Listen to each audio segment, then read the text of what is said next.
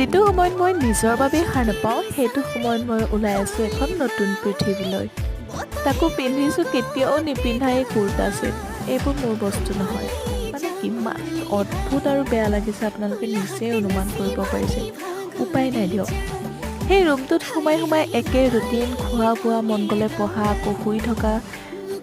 জীৱনটোৰ প্ৰতি কিবা অনীহা লাগিছিলে আৰু হঠাৎ পালোঁ এটা নতুন ঠিকনা বুলি নহয়, লগৰজনীৰ অনুৰোধৰ লগতে নিজৰ মনটোক অলপ সান্তনা আৰু ৰিফ্ৰেছমেণ্টৰ বাবে মই ওলাই গ'লোঁ কণ মইনাহঁতৰ লগত।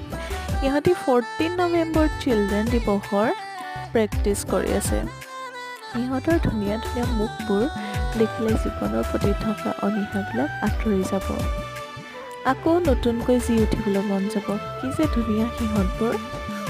নিষ্পাপ শিশু, মাত্ৰ খেলিব লাগে, পঢ়িব লাগে, তাৰ বাদে একো নাজানে।